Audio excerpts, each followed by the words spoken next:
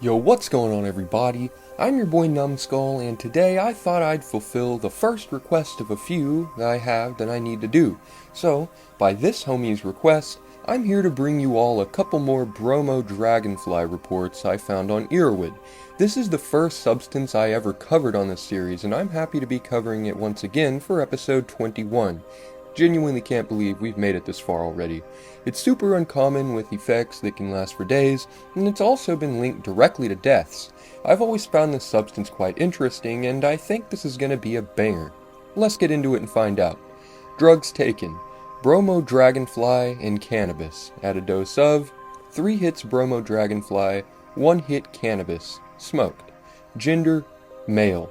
Body weight, 75 kilograms, or roughly 165 pounds. Time of experience, 2011. Age at time of experience, 29. The All-Seeing Eye of God, by Hattie Vatty Tatty. So I had the weirdest trip a while back. It all started, I took a dose of bromo. When that didn't work, I took another one, and when it didn't work, I took a third one. It didn't work, and then I had a hit from a bong and was tripping very hard for an hour. So the trip was pretty fast. In the start of the trip, there came voices, and I saw when I watched the stereos and TVs lines of light going through them toward me. And it all hit to me. This guy has, bad English. I'm sorry if you guys don't understand this. I'm just reading it word for word. First in the trip, I saw and heard that the whole existence is endless by numbers. I saw that there is endless possibilities and endless different lives. We all would be endless beings in this endless sequence of numbers. After that, I surfed a little bit around the universe. I saw different galaxies as sitting in my bench and even black holes. When I went to a black hole, the voices started to echo and curve. I saw that the black holes has a usage. Of course it was all metaphors, but in the trip it became clear that those places were to people who would go to damnation. Those places were to people who wouldn't be liked in the endless existence. Their souls would be sent to black holes, and that would be the end of their existence. Then of course my trip took me to hell. I felt hell since my cramps echoed with the things happening in the trip. It didn't feel like my body was squeezed, but it was my consciousness, my soul, that was squeezed harder and harder so that the pain amplified more and more. Hell was a place in the trip where these people who have done bad things would go to be alone in a place where the pain just amplifies more and more. There isn't anyone else there except their own consciousness. Of course, this would also be a metaphor, but that is how hell was shown to me. After hell, of course, came heaven. In heaven, my consciousness of being squeezed changed toward the fact that I was feeling euphoric. I had tears of joy and tears of agony while I was sitting in the bench watching the whole trip, through which didn't feel to come from my head. In the end, I saw the Eye of God, the all-seeing Eye of God with rays of light coming from it. It was kinda like the same thing where in the first Contact movie, Jodie Foster met the extraterrestrials and they came as the father of the character. Well, for me, the Godhead chose to come as the all-seeing Eye of God. I also was a light, a halo, above me, and saw heaven going to the left of me and hell to the right of me. After it, I have had 2 flashbacks. One was when I was coming from Egypt back to Finland with an airplane. I heard Satan talking to me, which seemed to be something of a Microcorg XL devil vocoder. It was pretty freaky. I also saw one-day trumpets going which echoed of some sort of judgment stuff. I don't know what they are supposed to be, but I understand that the whole spiritual existence is just fun and games. When I have pondered this trip, which I wrote about, well, I have also pondered all the trips which I have been through.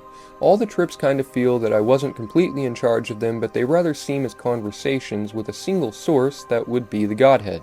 I know that it is a pretty weird way of seeing it, and I'm even pondering, was it just this trip which might have been a close call with the cramps and stuff to death, or could all of my trips have been conversations with the same source? Do we all contact the same source in our psychedelic trips of acid and mushrooms and so on? Did the shamans back in the old days be able to contact the single source which is everything and saw many things because of it? I'm just pondering, what if God is psychedelics, and for some people this might open different ways to see it, since they might test are the trips conversations with the single source that would be the Godhead. I am all for the cosmic consciousness and of us being interlinked to some higher stuff, even if I can't explain why it is so. Also, I have pondered why so many people have awakened to the Illuminati and to the all-seeing Eye of God without them being aware of the fact that it is real. I just live after the trip in a place where Godhead is everything and everywhere, and most people will never see it. And for those who think that it might have just come up from my head, well, would my head have knowledge about all sorts of stuff like that in the subconsciousness? Of course, someone might tell me that my subconsciousness was just playing with me, but the whole trip went through like a book that was written for me to see. I hope that people start to grasp the idea that maybe the trips are just conversations with a higher being.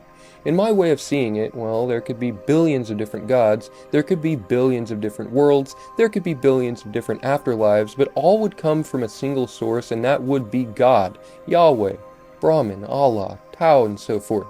Of course, in a sense, well, God could be the Trimurti of Hinduism, but I just rather see them as manifestations of Brahman as the single source. Namaste. And that's the end of the first report. Quite an experience and quite a story, even though it was kind of short and fairly hard to understand due to Bro's writing. So sorry about that.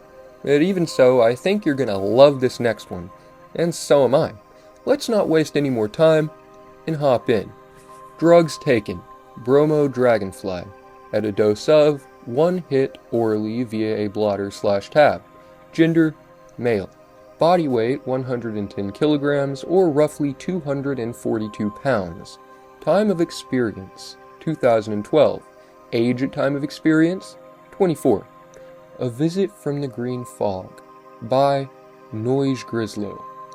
3 days before New Year's, somewhere in Australia, Ben, Camden, and myself decide to have a couple of alcoholic beverages at approximately 7:26 p.m. after a meal at around 7. Ben and Camden continue to smoke marijuana as they had all day. I have not smoked anything other than tobacco. I do not consider myself to have a tolerance to psychedelics, but I am an experienced and frequent drug user in general. I have had LSD 10 or 11 times, mushrooms twice, salvia a few times, MDMA 5 or 6 times, but my drugs of abuse have been mostly stimulants and depressants. We are in the lounge room of a familiar home. 9 p.m. After 2 whiskeys and lemonade, I put the tab on my tongue and chewed. We have entered the Dragonfly. I walk downstairs and am greeted by a green tree frog which I have never seen at this home before. I take this as a sign of good things to come. 10:08 p.m. Possible placebo effects. Changes in thought, boost in energy and laughter, watching television. 20 minutes later, some strange behavior and mild hilarity. I begin to perform what I refer to as my special dance, as I am compelled to act oddly, which isn't necessarily out of character. I am feeling very hungry. Another 10 minutes pass and I am noticing a fascination of details, spinning the wheel on a toy car and listening to the sound next to my ear. By this point, I have had 4 or 5 strong whiskeys and not feeling very intoxicated by the drink. I do have a high tolerance to alcohol, however. Ben and Camden are not feeling much, but I am still compelled to odd behavior and begin making animal noises and laughing. I refer to Camden's shorts as, quote, jittery pants, as the colors and patterns appear to be shaking vibrantly as he moves his leg. 10:42 p.m. Effects are coming on strongly now that resemble LSD. I feel like embracing the open winds of life, a quote that is in reference to the desire toward going for a walk. Ben by this stage is also acting oddly, walking around pretending to have a dead leg and staring off into the distance, being amazed by details. Camden is not responding much, who had the smaller 1/3 of a tab we split, although he says he is tripping a little. 11 p.m. Noticing waves fluctuating between tripping and a sober, speedy buzz. 11:22 p.m. Impulsion to dance. Visuals becoming impressive. Notice a cough, some shortness in breath. This could be from the increased physical activity. We decide to go for a walk. 12 a.m. We have returned from our walk. During, I noticed interesting, distinct, and convincing faces in the clouds, and lights are very bright. We entered a fast food outlet for something to eat, and I felt relaxed around a crowd of people, but entertained the idea of acting strangely.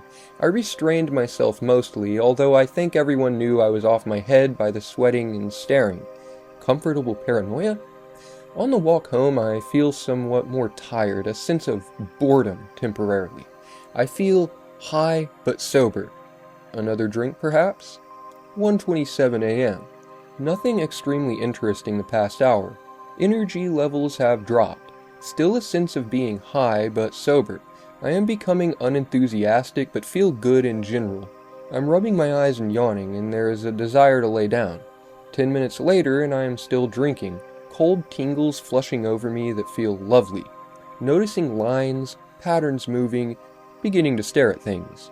1:46 a.m. Really cool visual distortions. Table appears to be turning and rippling like a wave. Objects appear to be alternating between big and small. Example, scales shrinking while pack of rolling papers grow taller. Then when the papers shrink, the scales begin to grow. 2:40 a.m. Yawning, energy still dropping. Ben decides to go to bed and Camden stays up just watching television quietly. The trip is still going, it is just too mild to be enthusiastic about. I have to concentrate to notice any interesting psychedelic activity. Moving and morphing is still evident. There is no drastic change in thinking, although there is a hesitance to think about the past, almost a compulsion to think forwards. Whenever I begin to think of anything previous to this point in time, my mind changes its direction of thought to something around me, experiencing enjoyable distortions here at the table while I sit quietly. For the second time I notice a flash from outside on the veranda. It could be the impending storm, hence the frog at the start of my trip. 2:59 a.m. There is a significant enhancement of my trip with the lights turned off. Extreme appreciation of light, particularly the color red. I should note that there was little to no audio hallucinations during the entirety of my experience, and this trip is mostly to completely visual. 3:13 a.m. Rain broke, so I muted the television and experienced the most beautiful and perfect moment of meditation. My senses were dancing. I remember how I was greeted by that green tree frog soon after taking my trip, and I can hear him croaking and the geckos barking. The rain swoops from all directions, halts, and then begins again. The piece is magnificent. 3:33 a.m. I am still listening to the rain. The meditation increases the trip, and I may have fallen asleep briefly. It sounds as if the crickets are chirping for an infinity in every direction. I am amazed by my cigarette burning. The intensity of reds and the shapes of the ash as it burns away is so impressive I am grinning. 4:30 to 5 a.m. Somewhere between these hours after continued meditation, I move into my bedroom where I fall asleep and have pleasant but quite unusual dreams. 6:53 a.m. I awake extremely hungry and remember gorging on ice cream, then return back to sleep. 11 a.m.-ish. I awake for the day and have residual feelings of oddity, the lingering tale of a trip. My head is somewhat foggy, but for the most part I feel positive and enjoyed my experience, particularly the last 2 hours before sleep. Everybody seemed to notice aching bones and muscles the next day. In conclusion, I recommend a higher dose of Bromo-DragonFLY, perhaps somewhere between 350 to 500 micrograms. I feel that too much of an increase would make the initial intensity too strong, and the fluctuating feelings of soberness and boredom linger on for too long. This drug seems to work in waves and will continually return you to an awake, clear-headed feeling, only to bring you back to a quiet but noticeable visual trip that is accompanied by feelings of fun and general happiness. Odd behavior also seems to be a characteristic of this drug during the come-up. I hope my report has been useful and provides insight for anyone wishing to experiment with this chemical. And that is going to be it. I, for one, loved both of these, but especially that last one. The way it was written was just so immersive. Anywho, I hope you enjoyed as well, and if you did, a like and subscribe would be fantastic. Or a follow if you're viewing this from TikTok. If you are, I urge you to go check out my YouTube. It's got exclusive content that is not posted and is not going to be posted here. And while you're around, don't forget to turn on post notifications so you know when I drop new content.